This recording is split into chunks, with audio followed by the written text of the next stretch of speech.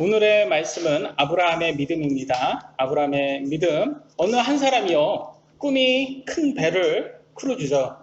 배를 타고 해외여행을 한번 가는 게 꿈이었다고 합니다. 그래서 이 사람이 열심히 돈을 모았어요. 그래서 드디어 크루즈 배 티켓을 샀습니다. 샀는데 배 티켓 값이 너무 비쌀 거 아닙니까? 전 세계 여행을 하는 거니까. 그래서 그 큰 돈으로 그 큰 가격을 다 지불했기 때문에 따로 식비를 따로 챙기지는 못했어요. 그래가지고 어쩔 수 없이 이제 이것저것 집에 있는 음식을 다 챙겨갔어요. 음식을 가서 사 먹을 수는 없으니까 챙겨갔습니다.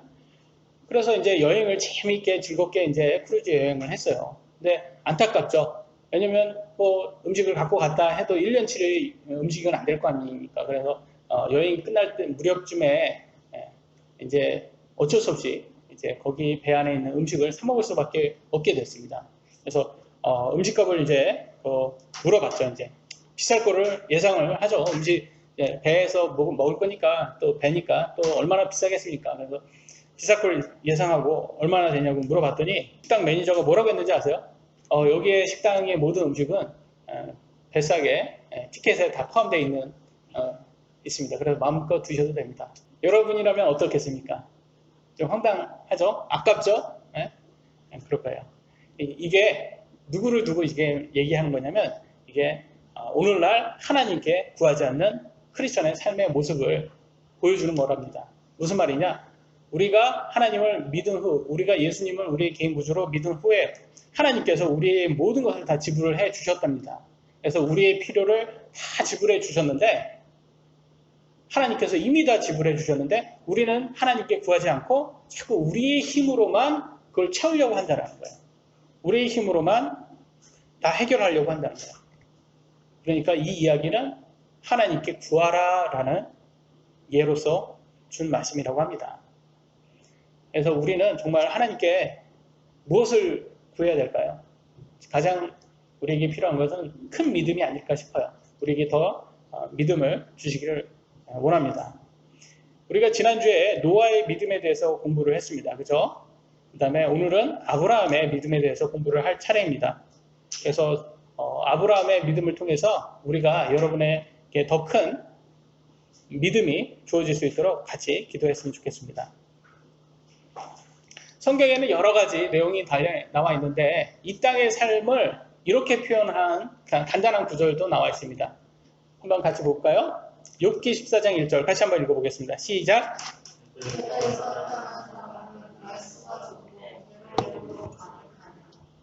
여자에게서 태어난 사람이 날수가 적고 괴로움이 가득하다고 합니다. 여러분 남자로부터 태어나신 분 여기 있으세요? 남자로부터 태어나신 분 있어요? 없죠? 다 엄마로부터 태어나셨어요. 그죠? 남자든 여자든 다 여러분의 어머니로부터 태어났어요. 여자로부터 태어나셨다는 거예요. 그러니까 이 말은 인간은 날수가 적고 괴로움이 가득하다라고 말하고 있습니다. 이 땅의 삶 자체가 그렇다는 거예요. 그러면 여러분 어때요? 이 땅에 살면서 지금 어떻게 괴로움이 가득하십니까? 어때요? 그러니까 이거는 비교예요, 비교. 날수가 적다라는 것도 비교예요. 어디하고 비교하는 거예요? 영원한 삶하고 비교해요.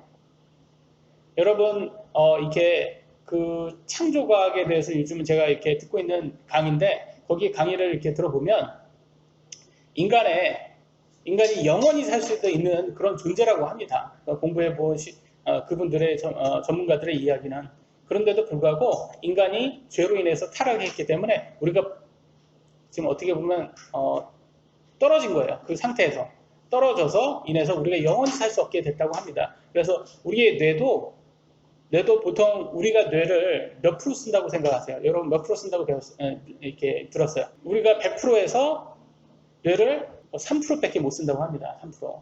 그러면 아담은 30% 정도 썼다고 합니다. 근데 왜 굳이 100%를 만들었을까요? 하나님께서. 이게 보통 진화는 말이 안 되는 이유가 진화는 뭐가 상태가 된 다음에 그 상태에서 우리가 필요하니까 진화가 되잖아요, 보통. 근데 쓰지도 않을 100%를 왜 미리 만들어져 있냐 말이죠. 그러니까 이게 진화가 아니라는 거예요. 창조라는 거예요. 이미 그렇게 만드셨던 거예요. 그 이유는 우리가 영원히 살 수 있는 그런 존재라는 거예요. 근데 죄로 인해서 우리는 죽을 수밖에 없는 상태가 된 거죠. 그래서 이 날수가 적다라는 것은 영원한 우리가 영원히 살 수 있는 존재에 비해서 7, 80년은 너무 짧다라는 거예요. 수증기와 같이 짧고 또 괴로움이 가득하답니다. 천국에 비해서 괴로움이 가득하죠. 여러분 슬프죠?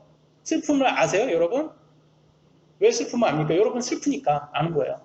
괴로움을 어떻게 아세요? 여러분 괴로우니까 아는 거예요. 고통도 아시고 눈물도 흘리시고 그러잖아요. 때로는.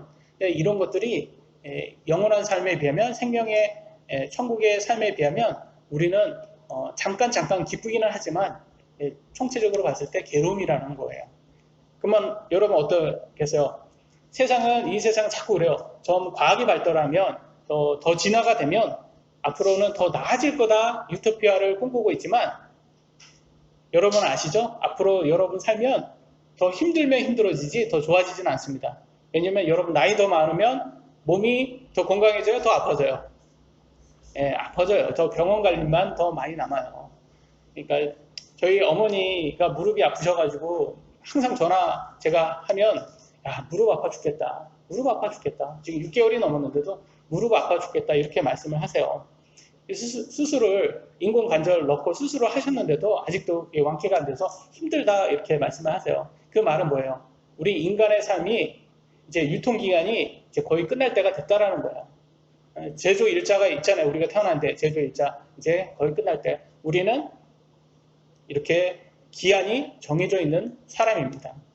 그러니까 이 기간이 끝나면 우리는 심판을 받게 됩니다. 그래서 심판에서 여러분이 하나님 말씀대로 예수님을 믿은 사람이면 천국에 들어가실 거고 그렇지 못하신 분은 심판에서 이제 폐기 처분 되시는 거예요. 지옥이라는 게 폐기 처분, 폐기 처분입니다. 그래서 우리는 둘 중에 선택을 하셔야 되겠죠. 그래서 오늘 아브라함의 믿음을 통해서 우리의 삶을 어떻게 정할 것인지 한번 선택의 시간을 좀 가졌으면 좋겠습니다. 아브라함의 삶을 이번에 히브리서 말씀을 통해서 다시 보겠습니다. 11장 8절로 19절입니다. 제가 읽으면서 조금 설명을 하겠습니다. 믿음으로 아브라함은 부르심을 받아 훗날 상속 재산으로 받게 될 곳으로 나가면서 순종하였고 자기가 어디로 가는지 알지 못한 채 나갔으며 라고 합니다. 원래 고향은 우르라는 곳이었어요. 우르라는 곳인데 거기에서 하나님이 이제 불렀어요. 아브라함아 이제 고향에서 떠나서 내가 약속한 땅 너에게 약속해 준 땅으로 가라라고 했는데 그게 가나안 땅인데 그때는 이제 하나님께서 말씀을 안 해주신 것 같아요. 그래서 어디로 가는지도 몰랐다고 이렇게 얘기합니다. 그래서 알지도 못하고 어디로 가는지도 몰랐는데도 순종을 했다라는 게 큰 믿음으로 작용을 하죠. 9절 믿음으로 그는 낯선 나라에 머무는 것 같이 약속의 땅에 머물렀고 자기와 함께 동일한 약속의 상속자가 된 이삭과 야곱과 함께 장막들에 거하였으니 여러분 장막에 거했다라는 것은 임시로 거하는 곳이죠. 여러분 요즘 코로나로 인해서 뭐가 또 유행합니까? 캠핑이 유행이에요. 캠핑 천막 치고 이렇게 자는 거 얼마나 재밌어요. 특히 겨울에 이렇게 따뜻한 데서 뭐 이렇게 고구마 구워 먹고 밤 구워 먹고 얼마나 재밌어요. 고기도 구워 먹고 재밌죠. 근데 거기에서 계속 살아가라고 하면 어떻겠어요? 안 좋죠. 어쩌다 한번 하니까 재밌는 거지. 그래서 여기에서 보면 임시로 구하는 곳이 장막 그러면 임시로 구하는 곳이다라는 것을 볼 수가 있습니다. 10절 이는 그가 기초들이 있는 한 도시를 바랐기 때문이다. 그것의 건축자와 만드신 분은 하나님이시니라. 믿음을 통해 사라 자신도 나이가 지났을 때 씨를 수타하는 힘을 받아 아이를 출산하였으니 이는 그녀가 약속하신 분은 신실한 분으로 판단하였기 때문이라. 그래서 여기에서 봐도 사라의 믿음을 통해 사라 자신도 그래서 사라가 부인이거든요. 아브라함의 부인도 믿음이 이제 인증받은 것을 볼 수가 있습니다. 처음에는 사라도 의심을 했어요.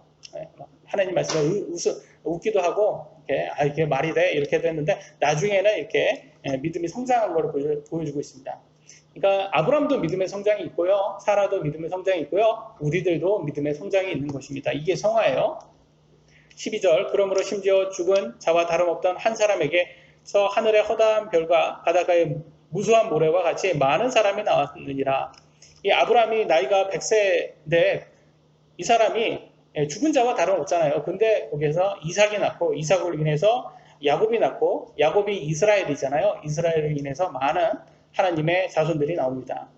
13절 이들은 다 믿음 안에서 죽었으며 약속하신 것들을 받지 못하였을 때 멀리서 그것을 보고 확신하며 끌어안았고 여기에서 보지 이게 믿음이에요. 믿음은 진짜 이렇게 보고 믿는 것도 아니고 앞으로 올 것을 믿는 거예요. 여러분들도 영화구원 되셨습니까? 예수님 믿고 나서 아직 안 되셨잖아요. 영화구원은 아직 우리가 되지 않은 상태예요. 그런데도 믿는 거야. 믿고 먼저 믿는 거야. 믿고 영화구원을 기다리는 것이다. 또 땅에서는 자기들이 나그네요 순례자라고 고백하였으니 그런 것들을 말하는 자들은 자기의 본향을 찾고 있음을 분명히 나타냅니다. 참으로 그들이 자기가 떠나온 본향을 깊이 생각하였더라면 돌아갈 기회가 그들에게 있으려니와 이제는 그들이 더 좋은 본향을 사모하니 곧 하늘의 본향이라. 그러므로 하나님께서 그들의 하나님이라 불리는 것을 부끄러워하지 아니하시나니 그분께서 그들을 위하여 한 도시를 예비하셨느니라. 본향이라고 하는데 원래 고향이잖아요. 우르가 아브라함의 원래 고향이에요. 그죠? 그러니까 만약에 우르로 다시 돌아가고 싶으면 돌아갈 수 있어, 충분히 돌아갈 수 있었다는 거예요. 근데 굳이 가지 않았다는 거예요. 왜? 아브라함 마음속에는 하늘의 본향, 천국을 자신의 고향으로 이제 생각을 하게 된 거예요. 내가 돌아갈 곳은 천국이다라는 것을 마음을 먹었다라는 겁니다. 여러분도 또 만약에 천국을 여러분의 본향으로 생각하신다면 이 땅의 삶이 천국으로 가는 삶보다 덜 중요하게 되는 거예요. 그래서 이 땅에 사는 것도 중요하지만 이것보다 더 중요한 게 천국으로 가는 게 더 중요하게 되셔야 된다는 것입니다. 17절 믿음으로 아브라함은 시험을 받을 때 이삭을 바쳤으니 곧 약속들을 받은 그가 자기의 독생자를 바쳤느니라. 이 아들에 관하여 그분께서 전에 이르시되 이삭 안에서 내 씨가 부름을 받으리라 하셨느니라. 하나님께서 심지어 죽은 자들로부터 능히 그를 일으키실 줄로 생각하였으므로 또한 그는 죽은 자들로부터 그를 모형으로 받았느니라. 그래서 하나님께서 아브라함에게 이삭을 나한테 이제 번제 헌물로 줘라 이렇게 했을 때 이것은 예수님의 죽음의 예표, 모형이라는 것입니다. 실제로 하나님께서 이삭을 아브라함이 죽이도록 놔두셨어요? 아니었죠? 하나님께서 따로 그 희생물을 준비해 두셨어요. 그래서 그냥 그 믿음만 여기에서 나오는 시험은 테스트입니다. 그냥 시험만 보신 거예요. 그냥 여러분 희영이가 학교 가서 시험을 보잖아요. 그래서 선생님이 희영이가 잘못됐으면 좋겠다라는 마음으로 시험을 줄까요? 아니면 더 열심히 공부해서 더 잘 되라고 시험을 줄까요? 희영이가 더 잘 되라고 시험을 하는 거예요. 그래서 희영이는 나 시험 보기 싫어 죽겠어 이렇게 하는 건 공부 안 했다는 증거예요. 그거는 시험은 희영이가 더 내가 공부했다는 것을 증명하기 위해서 보는 겁니다. 더 잘하게끔 더 나아지게. 그래서 하나님께서 주는 시험은 우리가 더 큰 믿음을 가지라는 거예요. 그래서 아브라함도 이렇게 처음에는 아브라함도 똑같았어요. 우리하고 그렇게 다른 사람이 아니었어요. 의심도 하고 하나님께 온전히 믿지도 않고 그런 사람이었지만 시간이 지나면 지날수록 점점점 믿음의 사람이 되는 것을 보여주고 있습니다. 사라도 마찬가지고요. 우리는 때로는 사람의 능력에 감탄할 때가 많이 있어요. 그죠? 여러분 어때요? 여러분들도 눈에 보이는 거가 좀 더 와닿을 때가 있죠. 그래서 우리는 자꾸 이렇게 대형교회 목사님 보면 저도 그래요. 저도 대형교회 목사님 보면 얼마나 큰 믿음이 있고 얼마나 설교를 저렇게 잘해서 사람들이 이렇게 많이 모여서 참 대단하시다 이런 생각을 많이 하게 됩니다. 근데 그래서 특히 대형교회는 목사님이 예수님 자리에 앉아서 많은 사람들의 경배를 받고 있는 그런 상황이 많이 있어요. 근데 사람이다 보니까 자꾸 눈에 보이는 것을 경배하려고 합니다. 근데 우리는 그러면 안 된다고 성경은 말하고 있어요. 그래서 우리는 항상 눈으로 보이는 게 아니라 하나님과 그분의 말씀을 찬양을 해야 된다는 것을 볼 수가 있습니다. 왜냐하면 이 땅의 것들은 다 없어진다. 수증기와 같고 다 없어진다고 했기 때문에 부와 명예 그런 것들도 다 없어지게 됩니다. 그래서 참 안타깝죠. 오늘날 성경 말씀보다는 성공한 대형교회 목사의 말이 더 권위가 있는 그런 세상이 되었어요. 그래서 여러분들도 사람의 말보다는 하나님의 말씀에 더 여러분의 믿음을 두시기를 원합니다. 이 아브라함이 어떻게 하나님께 인정을 받았는지 한번 보도록 하겠습니다. 야고보서 2장 21절로 22절을 보면 이렇게 나왔어요. 우리 조상 아브라함이 자기 아들 이삭을 제단 위에 드릴 때 행위로 의롭게 되지 아니하였느냐? 내가 보거니와 믿음이 그 행위와 함께 일하고 행위로 믿음이 완전하게 되지 아니하느니라. 하였느냐라고 말하고 있습니다. 이상하죠, 좀. 로마서에서는 행위가 없고 믿음이라고 나왔고, 또 야고보서는 또 여긴 또 행위라고 말하고 있어요. 뭘까요, 이게? 여러분, 마틴 루터라고 들어보셨죠? 종교개혁한 아주 위대한 사람입니다. 근데 마틴 루터가 좀 안타까운 게 있었어요. 왜냐면 옛날 초대교회라든지 옛날 이 종교들은 항상 이렇게 행위를 중요시했어요. 행위. 그러니까 행위를 중요시하니까 행위는 항상 있었습니다. 행위는 항상 있었는데 너무 행위만 중요시하다 보니까 믿음보다는 행위만 강조하게 되는 거예요. 그러다 보니까 이게 확신이 안 섰는데, 믿음이 안 섰는데 나중에 칭의를 깨닫고 칭의 구원을 깨닫고 마틴 루터가 카톨릭이 하는 행위는 이거 다 가짜다라고 하면서 뛰쳐나온 게 종교개혁이에요, 여러분. 그래서 카톨릭의 그 부패라든지 그런 것을 다 밝힌 사람인데요. 근데 이 사람이 칭의 구원을 깨닫고 나서는 행위를 다 부정하게 되니까 이 야고보서가 마음에 들겠어요? 마음에 안 들겠어요? 로마서는 너무 마음에 들잖아요. 로마서를 통해서 칭의 구원을 깨달았으니까. 근데 야고보서를 보니까 이제는 또 헷갈리기 시작한 거예요. 여기에 보면 또 여기는 또 행위가 또 중요하다고 나오니까 뭘까요, 여러분? 이거는 무슨 구원 얘기하는 거야? 그렇죠? 성화 구원 얘기하는 거야. 성화 구원. 그러니까 로마서는 칭의 구원 얘기하는 거고 야고보서는 성화 구원 얘기하는 거다. 구원 자체가 틀린 거예요. 물론 토탈해서 다 한 구원이지만 이렇게 과정이 틀린 거예요. 칭의 구원은 행위가 없어요. 그죠? 근데 성화 구원은 행위가 있습니다. 그래서 근데 성화 구원이 나오려면 뭐가 먼저 나와야 돼요? 칭의 구원이 먼저 있어야 돼요. 그래서 나중에 칭의 구원의 중요성을 말씀을 드릴 거예요. 그래서 그러면 칭의 구원만 있다고 끝이 아니라 성화 구원 이렇게 행위까지 있어야 된다라는 것을 얘기해 주고 있습니다. 그렇게 해서 뭐라고 말하고 있어요? 행위와 함께 일하고 행위로 믿음이 완전하게 되지 아니하냐라고 말하고 있죠. 그러니까 성화 구원에 행위가 있구나라고. 진정한 믿음은 행위가 꼭 있어야 된다. 그래서 행위를 다른 말로 열매라고도 하죠. 그래서 성경에는 열매가 없으면 어떻게 한다고 했어요? 하나님께서 다 불에 던져버린다고 하잖아요. 열매 없으면 던져버린다고 하잖아요. 가짜라는 거예요. 그러니까 성화 구원이 없으면 칭의 구원은 가짜 칭의 구원이었다는 거예요. 그럼 또 칭의 구원 없으면 성화 구원도 가짜라는 거예요. 두 개가 꼭 같이 있어야 된다. 그래서 이렇게 해서 하나님께서 이 아브라함의 열매를 보고 아브라함의 믿음이 인정이 됩니다. 그래서 하나님께서 인정을 했다라는 그게 다음 구절에 있습니다. 야고보서 2장 23절. 이에 아브라함이 하나님을 믿으니 그것을 그에게 의로 인정하셨느니라 하시는 성경 기록이 성취되었고 그는 하나님의 친구라 불렸느니라. 여기에는 믿으니 이게 무슨 믿음이에요? 여기는 이거는 칭의 구원이 아니라 이건 성화 구원인 거예요. 여기 나오는 왜냐면 야고보서는 뭐 얘기한다? 성화 구원 얘기하는 거잖아요. 그래서 여기에서 믿음은 사실은 성화 구원을 얘기하는 거다. 왜냐면 성화까지 나와야지 확실하다라는 것을 야고보서는 얘기해 주고 있는 거예요. 그래서 오늘날 구원파 문제가 많잖아요, 여러분.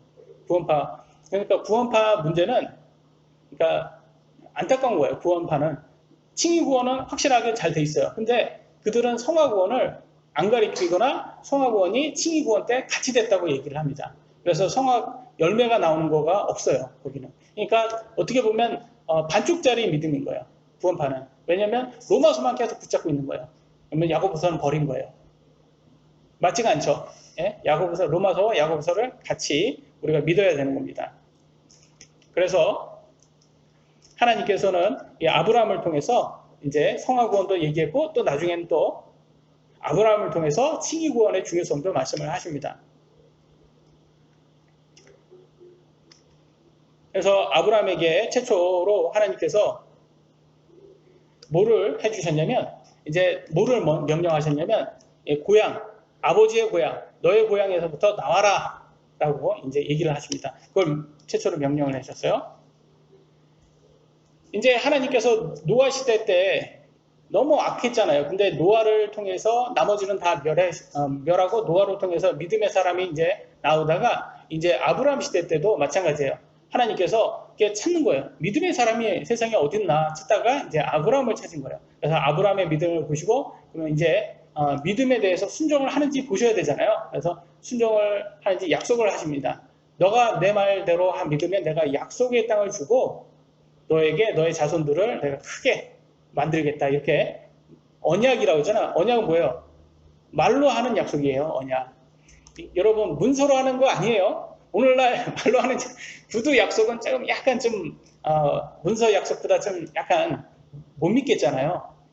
근데 하나님의 구두 약속은 무엇보다도 더 믿을 수 있는 약속인 거예요. 근데 여기에 그 구두 약속까지도 믿을 수 있는 믿음이 여러분들에게 필요하십니다. 그래서 여기에서 하나님께서 아브라함에게 무엇을 하라고 하는지 보도록 하겠습니다. 창세기 12장 1절로 3절.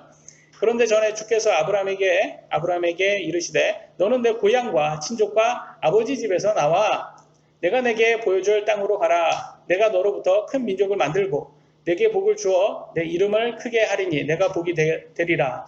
너를 축복하는 자들에게는 내가 복을 주고 너를 저주하는 자에게는 저주를 내리리니 내 안에서 땅의 모든 가족들이 복을 받으리라 하셨더라.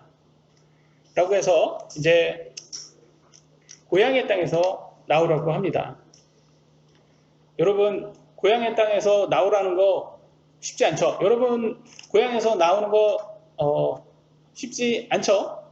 저는 저희 어머니가 이제 인천에서 사시는데 이제 저희 쪽으로 이사 오시라 이렇게 얘기를 해도 그렇게 안 오시더라고요. 그래서 이게 고향을 떠나는 게 이렇게 힘들구나. 그래, 저는 사실 뭐 이렇게 떠나는 것에 대해서 크게 좀 뭐 어렵지 않은데 우리 이렇게 일반 사람들은 이걸 되게 어렵게 생각하시는구나. 그래서 그것을 마음에 딱 두면 이제 떠나기가 어렵구나라는 생각이 들더라고요. 그래서 이 아브라함도 이 우르라는 곳이 아주 잘 사는 곳이었대요. 그때 아주 좋은 그런 도시였답니다. 근데 거기에서 떠나라고 하면 여러분 어떻게 했습니까? 직장이라든지 자기가 그런 거 다 접고 가야 되잖아요. 그러니까 얼마나 또 불안하겠어요. 그리고 게다가 어디로 가는지도 알려주지도 않았어요. 이때 당시에는 가나안이다. 너가 가는 곳이 가나안이다. 그러면 그때 당시에는 인터넷 검색으로 이렇게 가나안에 가서 먹고 살기 뭐 이렇게 해서 검색하기도 힘들었고 그 땅이 얼마나 좋은 땅인지도 알 수가 없고 거기에서 성공할지 성공 못할지도 모르겠고 그러니까 그런 것들이 다 아무것도 정해지지 않은 상태에서 하나님은 뭘 원하세요? 믿음을 원하세요. 그러니까 여러분 삶도 그런 믿음이 있을 거예요. 여러분도 추구하는 하나님께서 요구하는 그런 믿음에 여러분이 순종하시면 하나님이 그 다음부터는 복을 주십니다. 저도 마찬가지예요. 저도 이제 하나님의 부름을 받을 때 내가 정말 이렇게 하나님 말씀대로 살면 목회하면 많은 사람들 주위 사람들은 그 고생의 길이다 이렇게 많이 얘기를 했거든요. 굳이 그렇게 나이 먹고 그리고 고생할 필요가 있겠냐라고 했단 말이에요. 주위 사람. 그러니까 그렇죠. 사실 그런 상황에서 저는 개인적으로 좀 약간 믿음 자체가 좀 단순해요. 아이와 같이 단순해서 뭐 하나님이 굶겨 죽이겠냐 이렇게 간단하게 생각하고 그냥 이제 하나님 말씀대로 이제 순종을 했습니다. 그랬더니 제 생각 이상으로 하나님께서 저와 저희 가족들을 이렇게 만들어 주신 걸 보고 제가 이제 좀 더욱더 확신이 되고 그러니까 제가 제 아이들에게도 그게 자신 있게 말할 수가 있는 거예요. 하나님 말씀대로 살아라. 그러면 하나님께서 너의 필요를 다 채워 주실 것이다. 이렇게 할 수가 있습니다. 사실 자신의 경험처럼 여러분들에게 큰 믿음을 주는 건 없을 겁니다. 그죠? 그러니까 여러분들 꼭 믿음의 하나님 말씀에 순종하셔서 자신의 경험이 되셔서 여러분 자녀들에게 큰 조언을 해주시길 원합니다. 여기 보면 또 창세기 27장 1절에 보면 이렇게 나왔어요. 아브라함이 99세였을 때 주께서 아브라함에게 나타나 그에게 이르시되 나는 전능자 하나님이라 너는 내 앞에서 걸으면 완전할지니라 이렇게 하나님께서 요구하는 게 나왔습니다. 그래서 또 18장 9절로 14절에는 이렇게 나왔습니다.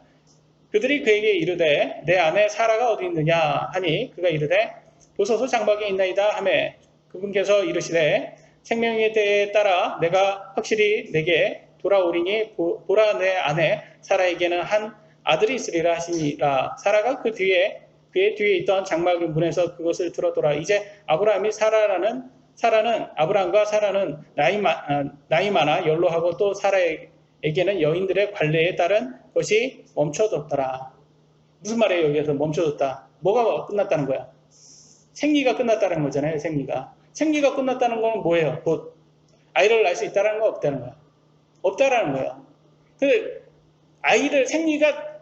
사라는 생리가 있을 때조차도 아이를 못 낳던 여자였어요. 근데 생리까지 끝난 상황에서 또 아이를 가질 수 있고, 근데 이때 나이가 몇 살인지 아세요? 89세였어요. 그러니까 사라의 입장에서는 인간적으로 사라의 입장에서는 어떤 생각이 들었겠습니까? 우리 하나님이 참 재밌는 분이시네. 예? 참 농담도 참 잘하셔. 그래서 내가 아이 있는 거를 원하시니까 참 듣기 좋은 농담 하시는구나, 이렇게 생각을 한 거예요. 그래서 그 다음 구절에 그게 나왔습니다. 뭐라고 나왔습니까? 12절. 그러므로 사라가 속으로 웃으며 이르되 내가 늙었고 내 주도 늙었은즉 내게 즐거움이 있으리요 하매, 이러잖아요. 그러니까 내 나이가 89세고 내 신랑 나이가 99세인데 무슨 아들이냐, 지금 이렇게 다 늙어서 무슨 아들이냐, 이렇게 얘기를 하고 있습니다. 13절. 주께서 아브라함에게 이르실 때 어찌하여 사라가 웃으며 이르기를 내가 늙었거늘 정말로 아이를 낳으리요 하느냐. 14절. 주에게 너무 어려운 일이 있느냐. 생명의 때에 따라 내가 정한 때에 내게 돌아오리니 사라의 한 아들이 있으리라 하시니라 라고 말합니다. 실제로 하나님 말씀대로 아이가 나오죠. 이삭이 아브라함 100세 때, 사라가 90세 때 아이를 낳습니다.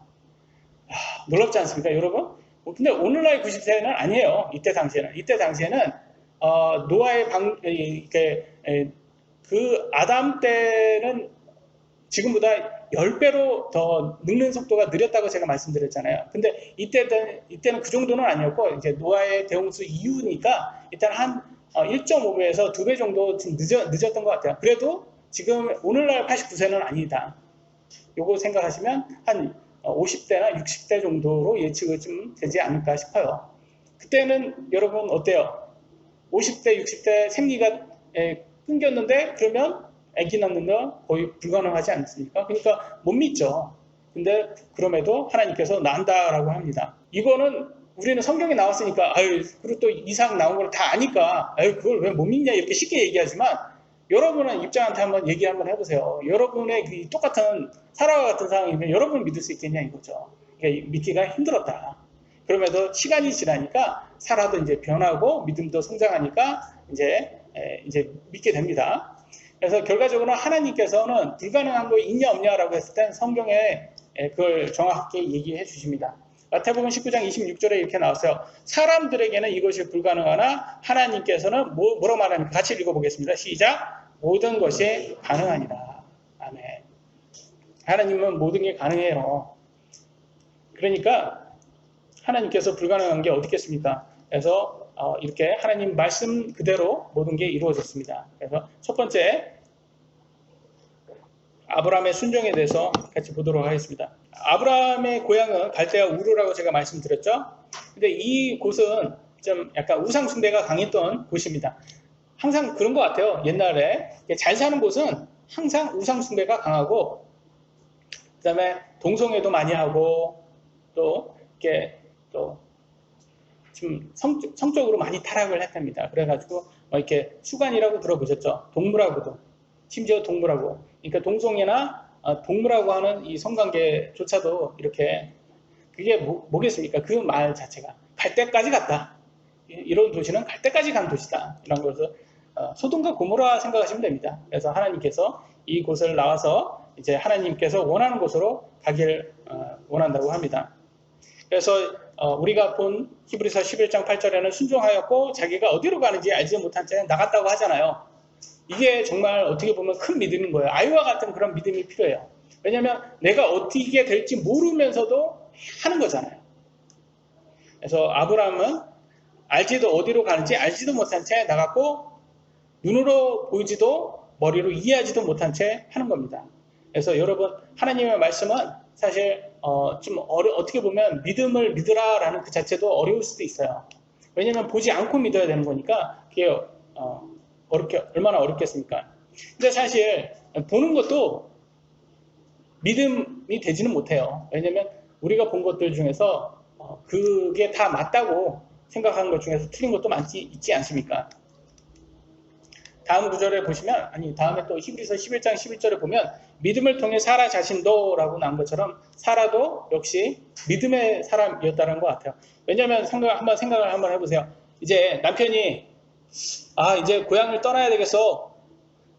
나이가 75세 됐는데 이제 고향을 떠나야 되겠어. 이렇게 얘기하면 부인은 뭐라고 말해요? 어디로 가려고? 뭐 하려고? 뭐 먹고 살려고? 이렇게 할 거 아니에요. 그럼 아니 나도 잘 모르겠어. 하나님께서 그냥 가래 그냥 어디로 가는지도 모르는데. 그러면 부인이 뭐부터 시작하겠어요? 잔소리가 시작을 하지 않겠어요? 지금 무슨 소리 하는 거야? 지금 여기에서 잘 살고 있는데 우리에서 이 정도 살면 충분하지. 뭐 고생하려고 또 그러면서 막 이렇게 막 남편 잡아먹을 수 있는 그런 아내가 될 수도 있었던 거 아닙니까? 근데 사라는 그렇지 않았어요. 남편이 가자는 대로 갔고 남편이 살자는 그 장막에서 살았다는 거예요. 장막에서 여러분 한번 산다고 생각을 한번 해보세요. 캠핑을 계속 한다고 생각을 한번 해보세요. 얼마나 어렵습니까? 저기 다큐멘터리 제가 보는 걸 좋아하니까 이렇게 몽골에서 이제 목축업 하시는 분들 이렇게 그 텐트 쳐가지고 이렇게 사시는 분들 이렇게 보면 고생이 또 거기가 엄청 또 춥더라고요. 또 이렇게 더운 지방도 아니고 추운 데서 막 그 소똥하고 나무하고 이렇게 뭐 이렇게 풀하고 이렇게 해가지고 이렇게 불로 태워가지고 이렇게 밥 해 먹고 또 한 달 지나면 또 텐트 접어가지고 또 가고 그걸 보면서 저는 참 하나님의 은혜가 얼마나 감사하냐. 우리는 이렇게 잘 사는데 이렇게 보면서 정말 감사가 나오더라고요. 근데 그렇게 고생하면서 산 거예요. 지금 아브라함의. 그래서 여러분 믿음은 꽃길이다. 힘든 고생의 길이다. 고생 길이다. 그러면서도 불구하고 했다. 그러니까 하나님께서 이제 이해를 이제 인정을 해주는 거예요. 그래서 제가 만든 농담인데 아브라함 아닙니까? 그러니까 아시예요. 채시면 이제 채브람 이렇게 불렀는데 아시니까 아브라함 이렇게 부르는. 죄송합니다. 제가 어저께 한번 생각을 한 건데 별로 반응은 안 좋네요. 그러니까 브라마 이렇게 친구가 불렀을 거 아니에요. 브라마 너 어디로 가려고 그러니까 친구가 몰라. 하나님께서 가래. 너 이게 고향에서 이렇게 잘 사는데 고향에서 잘 살면 되지 뭘 굳이 고생길을 하려고 하나님께서 다 준비해 주신대 이렇게 얘기했을 거 아니에요. 나는 하나님 말씀대로 순종해서 이제 간다? 친구들아 잘 있어라 이렇게 하지 않겠습니까? 그럼 친구들 뭐라고 하겠습니까? 똑같죠. 뻔하죠. 브라미가 이상한 이단에 빠졌어. 이상한 이단에 빠져가지고 제가 고생길이 뻔한데 저거 하여튼 이단이 문제야. 저거. 그 이단 종교 얼마나 이렇게 문제야. 그때 당시 그러지 않았겠어요? 아브라함한테?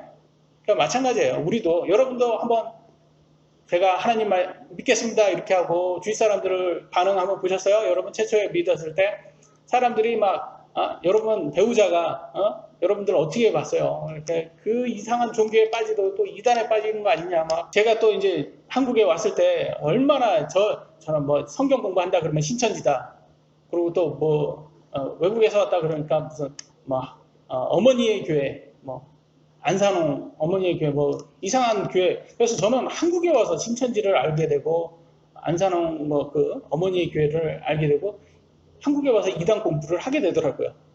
한국이라는 나라가 작은 나라인데 하여튼 이단들이 엄청 많아요. 하여튼 그래서 얼마나 많이 의심을 받았는지 몰라요. 근데 여러분 어때요? 지금 저하고 지금 신앙생활을 몇 년 지금 하고 있죠? 지금 저희가 언제 5년 됐습니다. 5년. 근데 지금 어떻게 뭔가 티가 나요? 지금 이렇게 지금 이 사람이 뭐 어떻게 한번 해먹겠다고 뭐 지금 하는 것 같아요? 여러분 열매를 보고 그 사람을 아는 거잖아요. 그래서 하나님의 말씀대로 아브라함은 이렇게 순종을 한 것처럼 우리가 이제 우리도 순종을 해야 됩니다. 두 번째 우리가 아브라함의 예측을 한번 보도록 하죠. 아브라함이 무언가를 예측했기 때문에 미래가 어떻게 될 거다라는 걸 예측했기 때문에 순종할 수가 있는 거예요. 미래에 대한 우리의 예측은 우리의 행동을 결정한다고 말합니다. 여러분이 미래를 어떻게 보느냐에 따라서 여러분이 어떤 행동을 하게 되는 거예요. 여러분이 만약에 어떤 회사의 주식이 엄청나게 뛸 것을 예측을 했다. 그러면 거기에 투자하겠습니까? 안 하겠습니까? 투자를 하겠죠. 왜냐면 그렇게 믿으니까 진짜 예측을. 많이들 그렇게 하잖아요. 그래서 돈을 버시는 분들이 있고 쫄딱 망하시는 분들도 있고 그래서 모든 행동은 우리의 예측에 연관이 되어 있다는 것을 볼 수가 있는 거예요. 그래서 아브라함이 하나님을 순종했다는 것도 그도 무엇을 미래를 어떻게 예측한 것을 볼 수가 있는 거예요. 보도록 하겠습니다. 보면 히브리서 11장 9절로 10절에는 믿음으로 그는 낯선 나라에서 머무는 것 같이 약속의 땅을 머물렀고 이제 가나안 땅으로 이제 왔어요. 가나안 땅에 왔는데 그는 또 이제 가나안 땅에 와서 여기에서 내가 뿌리를 받고 여기에서 영원히 산다 이런 식으로 안 살았다는 거예요. 여기에서 나는 여기 임시야, 임시. 여기는 임시고 나는 앞으로는 천국으로 갈 사람이야 라고 살았다고 합니다. 장막에서 살았다는 그 자체가 이제 임시라는 것을 말해 준다는 거예요. 여러분 호텔 가셔서 우리가 임시로 묵는 거잖아. 호텔이라는 것은 영원히 사는 곳이 아니잖아요. 근데 거기 가서 여러분 인테리어 여러분 마음에 들게끔 하십니까? 여러분이? 안 하잖아요. 그냥 지나가는 거라는 거예요. 그러니까 마찬가지로 우리가 이 땅에 사는 것도 여기에서 모든 우리의 삶을 이 땅을 위해서 초점을 맞춰서는 안 되는 거야. 근데 많은 사람이 삶을 어떻게 살아요? 이 땅에서 내가 돈 버는 거를 위해서 하여튼 열심히 사시는 모든 삶 자체를 그냥 돈 많이 버는 걸로 위해서 사시는 분들이 많이 있다는 거예요. 하늘을 위해서, 천국을 위해서 사는 것, 물론 돈을 많이 버는 것도 좋은 거죠. 근데 돈을 많이 버는 목적이 하나님의 사역이라든지 이 천국을 준비하기 위해서 하는 게 아니라 근데 이 땅에서 잘 먹고 잘 살기 위해서 하는 것이라면 아니면 육신의 정욕, 안목의 정욕, 인생의 자랑을 위해서 사는 거라면 그것은 잘못됐다는 거예요. TV에서는 항상 여러분들한테 뭐라고 말합니까? 아주 멋있는 차, 아주 큰 집, 멋있는 집을 보여주면서 이게 인생의 낙이고 인생의 목적이라고 얘기하지만 성경에서는 우리의 인생의 목적은 뭐라고 나와 있습니까? 누구의 기쁨이라고 나와 있어요? 하나님을 기쁘게 하는 게 우리가 인생의 목적이잖아요. 우리를 기쁘게 하는 게 아니라는 거예요. 그러니까 우리는 이 땅에 사는 거는 고생일 수도 있고요. 욥기에서 나온 것처럼 고생이고 괴로움이 가득할 수도 있을지 몰라도 나그네잖아요. 잠시 좀 묵었다 가는 곳에 좀 고생 좀 하면 어때요? 그잖아요. 어차피 천국에서 영원히 잘 살 건데. 그래서 우리는 어떤 게 사는지 우리가 삶을 예측을 하셔야 돼요. 제가 항상 말씀드리죠. 영수증 보면 그 사람의 마음을 알 수 있다. 영수증에서 단란하게 술 먹는 걸 많이 나오는 영수증은 그 사람이 단란하게 술 먹는 걸 좋아하는 사람이다 라는 걸 많이 알 수 있다고 말한 것처럼 여러분 영수증 보면 알 수 있는 것처럼 여러분이 어떤 라이프 스타일을 사냐는 것으로 봐서 여러분이 하늘에 보물을 쌓는지 이 땅에 보물을 쌓는지 알 수 있다라고 성경은 말합니다. 근데 아브라함은 어떤 예측을 갖고 있습니까? 이 땅에 사는 게 그냥 나그네다. 이 땅에 사는 건 그냥 나그네야. 우리는 천국 갈 사람이야. 그렇게 생각했기 때문에 아브라함은 그렇게 살 수 있었답니다. 마지막입니다. 마지막. 아브라함의 헌물에 대해서 보도록 하겠습니다. 헌물. 히브리서 11장 16절로 18절에서 17절만 잠깐 빨간 부분만 보겠습니다. 믿음으로 아브라함은 시험을 받을 때 이삭을 바쳤느니라. 여러분, 이삭은 누구예요? 아브라함이 100세 때 난 독자의 독자, 유일한 아들, 그것도 아브라함이 100살 때 생각지도 못했는데 기대하지도 못했는데 낳은 아들이었단 말이에요. 하나님께서 하나님께 이제 선물로 이삭을 바쳐라 이렇게 했을 때 여러분 얼마나 황당했겠습니까? 아브라함이. 그죠? 근데 이거는 왜 그럴까요? 하나님께서 아브라함을 어떻게 망가뜨리려고 이렇게 한 거예요? 아니면 아까 제가 말씀한 것처럼 하나님께서 시험은 우리를 더 나아지게 만들어 주려고 하는 거예요. 더 나아지게 만들어 주려고 하는 거죠. 근데 사탄이 주는 시험은 어떤 시험은 뭐예요? 사탄은 우리를 유혹에 빠뜨리기 위해서 주는 시험입니다. 그래서 성경은 이렇게 말하고 있어요. 성경 야고보서 1장 13절에 이렇게 같이 한번 읽어보겠습니다. 시작.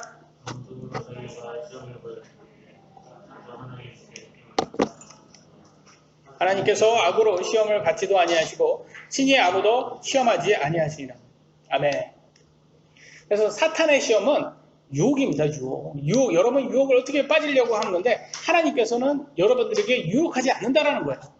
그래서 영어 킹제임스를 보면 조금 더 명쾌하게 알 수 있습니다. tempt라고 나오잖아요. tempted. Let no man say when he is tempted, I am tempted of God. 이렇게 하면서 tempt, 모든 단어가 tempt 이렇게 나오잖아요. 유혹이라는 단어는 temptation이잖아요. 그리고 동사는 tempt고, 그래서 유혹하다라는 거잖아요. 그러니까 정확히 말하면 하나님께서는 여러분을 유혹하지 않는다라는 뜻이에요. 아무도 유혹에 빠질 때, 하나님께서 날 유혹했다. 나 이렇게 시험에 빠뜨렸다. 이렇게 하지 말라라는 거예요. 그래서 하나님께서는 여러분을 시험에 빠뜨리지 않는다라는 거예요. 그냥 여러분이 그냥 죄를 사랑해서 시험에 빠지는 거지, 하나님은 유혹을 여러분에게 유혹을 하지 않고 사탄이 유혹을 합니다. 사탄. 그래서 아브라함이 이삭을 하나님께 이렇게 바칠 때 뭐라고 생각을 했을까요? 아브라함은 어떻게 이걸 할 수 있을까요? 그냥 하나님이 주신 거니까 하나님께 드렸으니까 내가 해야 되겠다, 이렇게 할 수 있을까요? 여러분 어떠세요? 자매님은 우진이를 하나님께서 주신다면 할 수 있겠어요? 수빈이 하실 수 있겠어요? 못하죠. 이거 누가 어떻게 하겠어요? 근데 어떻게 믿으면 할 수 있을까요? 하나님께서 여러분 자식을 부활시켜 준다라고 그런 믿음을 가졌다고 하면 할 수 있는 거예요. 그러니까 아브라함도 그런 믿음을 가진 거예요. 왜냐면 하나님께서 자기 자식을 통해서 많은 이렇게 크게 만들어 주신다고 하셨잖아요. 약속하셨잖아요. 근데 이삭을 죽였는데 어떻게 크게 나요? 그러니까 하나님께서 이삭을 다시 살려주시는구나. 그래서 씨를 크게 만들어 주실 거구나. 이런 생각을 해보니까 하나님께서 부활시켜 주시겠구나 라고 생각한 거예요. 그래서 할 수 있었던 거예요. 그래서 할 수 있었던 거니까. 근데 하나님께서는 결국 그건 아니었죠. 근데 그냥 사실 이거는 모형이었다는 거예요. 사실 예수님의 죽음의 모형으로 주신 거였어요. 여기에서 나옵니다. 이제 아브라함이 아들을 하나님께 이렇게 죽이려고 할 때, 하나님께 바치기 위해서 죽이려고 할 때 이 행위잖아. 이거는 행위. 이 행위가 어떻게 보면 성화구원이잖아요. 성화구원의 열매고 행위잖아요. 이게 있으니까 바른 걸까요? 아니면 칭의 구원이 있으니까 바른 걸까요? 조금 헷갈리죠, 제 질문이. 그러니까 제가 항상 성화구원이 중요하다라고 하니까 반대로 칭의 구원은 안 중요하다라는 것처럼 느껴질 수도 있어요. 그러니까 근데 여기에서 우리가 혼동하시면 안 된다는 게, 성화구원이 중요한 만큼 칭의 구원도 중요한 거예요. 왜 그러냐? 이제 행위를 한번 보자고. 행위만 초점을 맞춰보면, 행위는 가장 중요한 거는 행위만 있으면 안 되는 거예요. 행위만 있으면. 왜? 성화구원만 있으면 안 되는 거예요. 왜? 칭의구원이 없으면 어떻게 되는지 한번 보겠습니다. 칭의구원 없어버리면 이렇게 돼요. 레위기 18장 21절에 뭐라고 나왔습니까? 너는 결코 내 씨 중에 하나라도 몰렉을 위하여 불 가운데로 지나가게 하지 말고 내 하나님의 이름을 욕되게 하지 말라. 나는 주니라. 무슨 말이에요 이게? 암몬 족속이 있었어요. 이스라엘이 사는 그곳에 암몬 족속이 있었는데, 암몬 족속의 신의 이름이 몰렉이었어요. 근데 몰렉에게 어떤 제사를 하냐면 자기 아이들을 불에 태우는 인신 제사를 했단 말이에요. 얘네들의 제사 방법이 인신 제사. 그러니까 이스라엘 사람들이 그걸 많이 하니까 그걸 따라하는 거야. 암몬처럼 따라하니까 하나님께서 뭐라는 거예요? 너네 자식들 몰렉한테 인신 제사 하지 마. 너 하면 나 욕 보이는 거야. 욕되게 하는 거야. 이렇게 하나님께서 이렇게 명령을 주시는 거야. 그것은 이스라엘 사람들이 했다라는 거야, 안 했다라는 거야? 했다는 거예요. 이게 했으니까 이렇게 하나님께 하지 말라고 한 거예요. 얘네들이, 이스라엘이 좀 약간 우리하고 똑같은 사람인 거예요. 자꾸 이렇게 믿음이 흔들려요. 얘네들도요. 흔들려서 많이 우상 숭배를 합니다. 그래서 하나님께서 하지 말라고 했어요. 그러니까 이 말은 몰렉을 믿었던 사람들은 자기 자식들을 그들의 신에게 줬다라는 거야, 안 줬다는 거야? 항상 줬다라는 거예요. 그것도 많이. 그러면 이제 행위만 보겠습니다. 행위만. 아브라함의 행위, 이삭을 하나님께 주려는 행위와 몰렉에게 암몬의 자손들이나 아니면 이스라엘 사람들이 몰렉을 믿는 사람들이 자기 자식을 불에 태워서 인신제사하는 사람이나 행위가 누가 더 대단해요? 어떻게 보면 똑같거나 아니면 이 사람들이 더 대단한 거예요. 왜냐면 인신제사를 더 많이 했을 거 아니에요. 이해되시죠? 그러니까 행위만 보면 어떻게 보면 이쪽이 더 대단해요. 잘못된. 그러니까 오늘날 보세요. 크리스찬들 우리들이 있어요. 근데 저 교회에서 이슬람을 믿는 사람들은 자기 목숨을 테러리스트로 이렇게 하면서 자살까지 해요. 예? 자신의 알라 신을 위해서, 아니면 자신의 신을 위해서 자기 목숨까지 바치잖아요. 행위만 보면 그들 대단해요, 안 대단해요? 대단하잖아요. 근데 여기에 속으시면 안 되는 거예요. 왜냐면 중요한 건 칭의예요. 칭의구원. 칭의구원은 누구로부터 나온 거예요? 대상인 거예요. 대상. 하나님을 믿으면 지금 중요한 것은 이쪽은 행위로만 따지면 이쪽이 더 대단하지만 이쪽의 칭의구원은 몰래게 있고 이쪽은 하나님한테 있는 거예요. 그러니까 여러분 칭의구원이 뭐냐면 여러분이 누구를 믿는 대상이 중요하다는 거예요. 행위보다 더 중요한 것은 여러분의 믿음의 대상이에요. 이해되세요? 지금? 여러분, 그러니까 행위로 모든 걸 하시면 안 된다는 거예요. 행위로만 모든 걸. 많은 이게 좌파들이 자꾸 이렇게 행위로 자꾸 이 사람이 얼마나 고생을 했고 이 사람이 얼마나 착한 일을 했고 막 어떤 사람을 영웅화 시킬 때 뭐 예로 시청에 전 그 뭐 자세하게는 말을 못하지만 시장이셨던 분이 그분이 그렇게 되신 이후부터 그 사람을 뭐 영웅화 시켜가지고 나중에는 이 사람이 얼마나 대단하게 만들었는지 자꾸 이런 걸 잘하잖아요. 근데 결과적으로는 팩트만 보면 자살이고 자기 범죄를 그걸 참지 못해서 그렇게 한 거잖아요. 근데 그것에 대해서도 그냥 이 사람들은 자꾸 그 행위만 강조하고 자꾸 영웅화 이렇게 만든다는 그런 것에 빠지면 안 된다는 거예요. 그래서 너무 성화구원이라고 해서 행위만 강조하면 안 된다는 거예요. 그러니까 자꾸 칭의, 믿음의 대상까지를 먼저 보셔야 되는 거야. 여러분 오늘날도 그래요. 마리아 상 믿고 있는 카톨릭 천주교, 또 불교 상 믿고 있는 이 사람들도 어떻게 보면 행위만 보면 우리보다 더 절실하고 하여튼 그 뭐 정말 더 열심히 더 강할 수도 있어요. 행위만 보면. 근데 뭐가 틀려요? 우리하고 틀린 게 뭐야? 믿음의 대상이 틀리잖아요. 믿음의 대상이. 우리는 하나님 믿고 창조주 하나님을 믿고 예수님을 믿지만 이들은 부처상을 믿고 마리아상을 믿고. 그래서 성경은 뭐라고 말했는지 아세요? 하나님 그들을 뭐라고 말했는지 아세요? 이렇게 말하고 있습니다. 시편 115편 3절로 9절에 이렇게 나왔어요. 그들의 우상들은 은과 금이요 사람들이 손으로 만든 것이라. 그것들은 입이 있어도 말하지 못하고 눈이 있어도 보지 못하며 귀가 있어도 듣지 못하고 코가 있어도 냄새 맡지 못하며 손이 있어도 사용하지 못하고 발이 있어도 걷지 못하며 목구멍으로 말도 하지 못하느니라. 우상들을 만드는 자들도 우상들과 같으며 우상들을 신뢰하는 모든 자들도 그와 같도다. 무슨 말이에요? 너네들 우상들 니네가 만든 거 아니야. 근데 그 만든 사람이나 믿는 사람이 다 똑같아. 말하는 거야. 똑같이 쓸모없는 거죠. 여기 얼마나 어리석냐 너네들.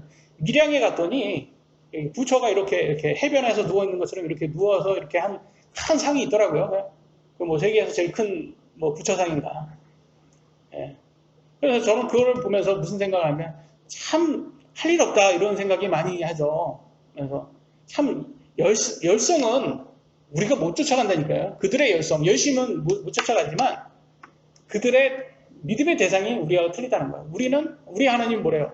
그런 거 만들지 말래잖아요. 그런 거 자꾸 이렇게 눈으로 보는 거 만들지 말라고 하잖아요. 하나님 말씀을 믿어야지.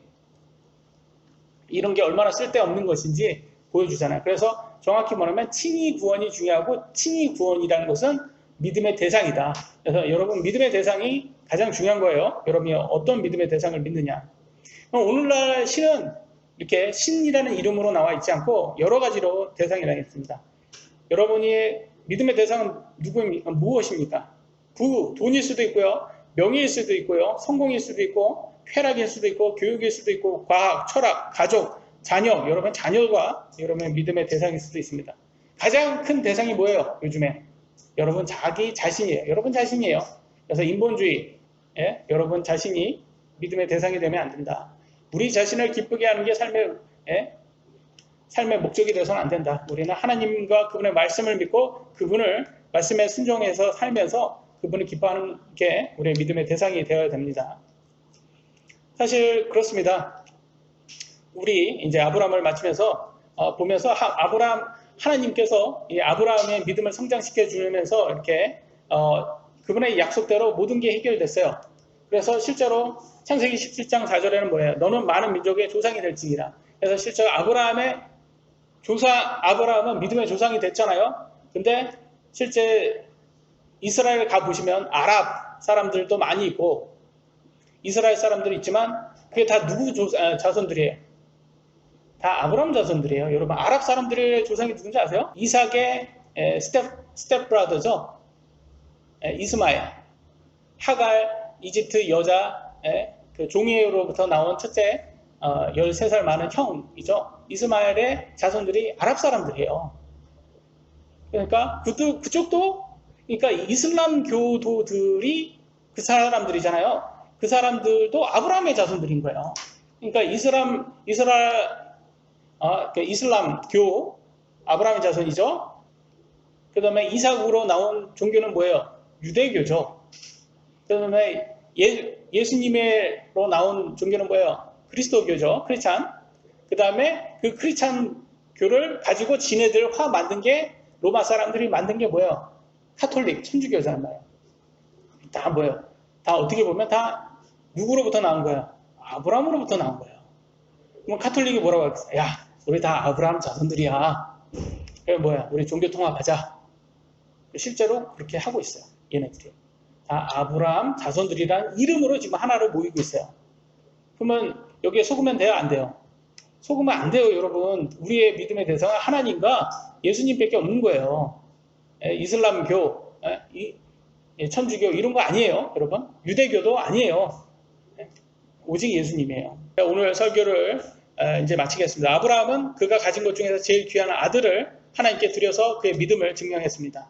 여러분 귀한, 여러분이 가진 것 중에 제일 귀한 것을 하나님께 드려서 여러분도 여러분 믿음을 증명하셔야 됩니다. 근데 하나님은 뭘 원하셨어요? 여러분 돈을 원하셨어요? 여러분 아들을 원하셨어요? 뭘 원하셨어요? 여러분 자신을 원하셨어요. 하나님께서 뭐라고 했냐? 여러분 자신을 거룩한 희생물로 드리라 라고 했습니다. 그 말은 뭐예요? 여러분 삶 자체를 거룩하게 살라는 거예요. 어떻게 거룩하게 살 수 있어요? 많은 세상 사람들은 인정하는 그런 거룩함이 아니에요. 성경 말씀대로 사는 게 거룩한 거예요, 여러분. 이 세상에 그들의 기준대로 사는 건 그렇게 거룩한 게 아니다. 하나님 말씀대로 사는 게 가장 거룩한 거예요.